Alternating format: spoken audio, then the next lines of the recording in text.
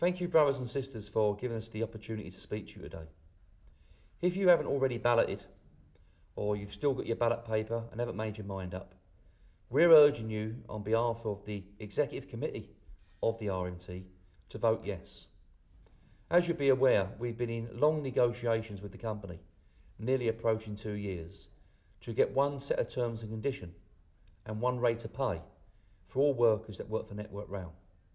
We think it's totally unfair and it's totally inequality that you've got one person working in one part of Britain and another person working in another part of Britain doing the same job by getting different rates of pay and conditions.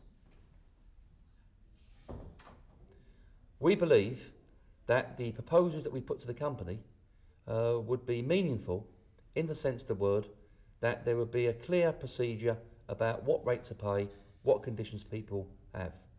The company have now issued their proposals, and as a result of it, we put it to you in a referendum, which you rejected by over 99%. The question we put to you was that if you do reject the proposals, which is your right to vote yes or no, and if management didn't significantly change those proposals and make them better, then you will be balloted for strike action.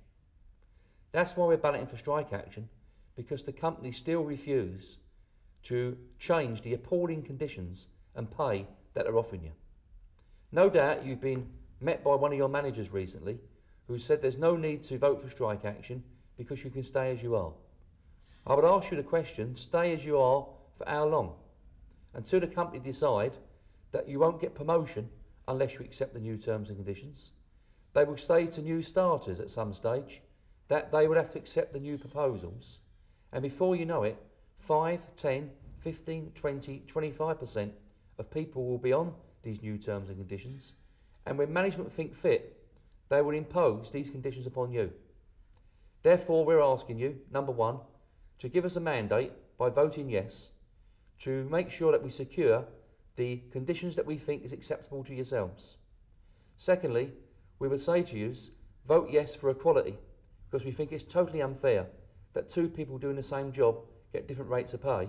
And thirdly, we would say, vote yes to support your union. If you haven't already voted yes, we would urge you to vote yes today. Thank you for having the opportunity for me to speak to you and put our case on behalf of the Executive Committee.